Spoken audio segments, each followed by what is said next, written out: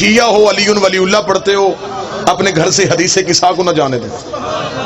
جس گھر سے حدیث قصہ چلے جائے اس گھر سے برکت چلی جاتی۔ یہ دشمن کی سازش تھی، دشمن کی کوشش تھی کہ کسی نہ کسی طریقے سے حدیث قصہ کی روایت کو ضعیف قرار دیا جائے۔ بعض نادان شیعوں نے گھروں سے حدیث قصہ اٹھا کے دعائے کمیل رکھ لی کہ دعائے کمیل زیادہ معتبر ہے، حدیث قصہ زیادہ معتبر نہیں۔ میں دعائے کمیل کا منکر نہیں، یہ ایک لفظ ضرور کہوں گا، جو ذہنی طور پہ جاگ رہے ہیں وہ جملے کی قدر کریں گے۔ دعائے کمیل میں علی کی تعلیمات ہیں، علی کے حالات نہیں۔ نوجوان میرے ساتھ متوجہ ضرور، دعائے کمیل علی کی تعلیم ہے، علی کے حالات نہیں، یہ علی کی ذاتی گفتگو نہیں۔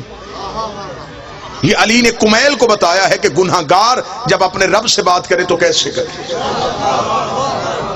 چلیں جو جاگ رہے ہیں سیدہ کے نوری محل میں اگلا لفظ کہہ دیتا ہوں، دعائے کمیل اور حدیث قصہ میں یہ فرق ہے۔ دعائے کمیل میں علی نے بتایا ہے کہ اللہ سے کیسے بات کرتے ہیں، اور حدیث قصہ میں اللہ نے بتایا ہے کہ آل محمد کی عزت کیسے کرتے ہیں۔ بسم اللہ سے بسم اللہ۔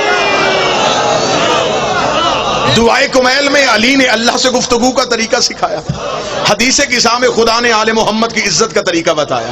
کبھی بھی کوئی شیعہ ہو یہ نہ سمجھے کہ حدیث قصہ کی راوی، حدیث قصہ کی روایت، حدیث قصہ کی سند ضعیف ہے لہٰذا حدیث قصہ معتبر نہیں ہے۔ 5 اماموں کی جس نے خدمت کی ہے اس جابر بن عبداللہ انصاری نے اس حدیث قصہ کو روایت کیا ہے۔ بے شک دعائے کمیل بھی پڑھنا، لیکن کبھی بھی حدیث قصہ کا اور دعائے کمیل کا آپس میں وزن نہ کرنا۔ دعائے کمیل اور ہے، حدیث قصہ اور ہے۔ ایک جملے میں فرق سمجھا دیتا ہوں، دعائے کمیل میں بندہ اللہ کی منتیں کرتا ہے، میرے گناہ معاف کر دے، مجھے بخش دے، مجھ پہ رحم کر دے، میری مغفرت کر دے۔ دعائے کمیل پہ بندہ منتیں کرتا ہے، حدیث قصہ میں اللہ وعدہ کرتا ہے جو آیا ہے بچ بھی گیا ہے، رحم بھی ہو گیا ہے، مغفرت بھی ہو گیا۔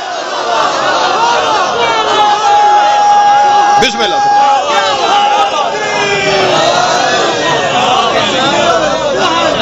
کتنی معتبر، بسم اللہ سے۔ حدیث قصہ وہ ہے جس میں حدیث قصہ کے شروع کا جملہ کیا ہے؟ حدیث قصہ میں نبی نے آ کے کہا زہرا میں ذوف محسوس کر رہا ہوں، انی اجد بدنی ضعفا۔ اس کا مطلب یہ نہیں کہ نبی نے معاذ اللہ، نبی کا اور ذوف کا کوئی جوڑ نہیں، نبی کے جسم پہ کمزوری آ ہی نہیں سکتی۔ کم از کم مذہب اہل بیت میں نبوت بیمار نہیں ہوتی، بیماری ہوتی ہے جسم میں کسی اعضاء کا کمی اور پیشی ہو جانا۔ اعتدال کا قائم رکھ، جو جسم میں توازن نہ قائم رکھ سکے وہ کائنات کا امام نہیں ہو سکتا۔ جسم پہ ضعیفی نہیں آئی، نبی نے جسم پہ کمزوری محسوس نہیں کی۔ اب جو صاحب عرفان بندے بیٹھے وہ اگلے جملے کی قدر کریں گے۔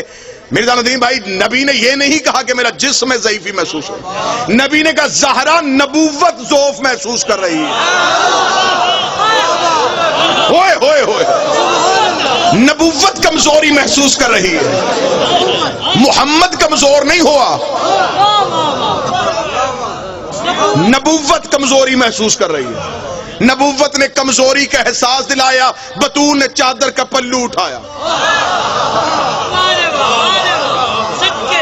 ساری رسالت کو بطول نے اپنی چادر کی پناہ میں لیا، چادر کی پناہ میں آ کے محمد پرسکون ہو گیا۔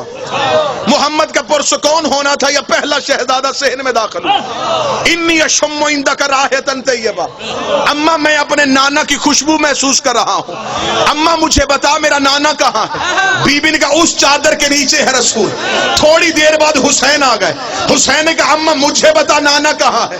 فرمایا وہاں بیٹھا ہے تیرا نانا۔ پھر تھوڑی دیر کے بعد علی آ گئے، اسے کہا مجھے بتا میرا ابن ام کہاں ہے؟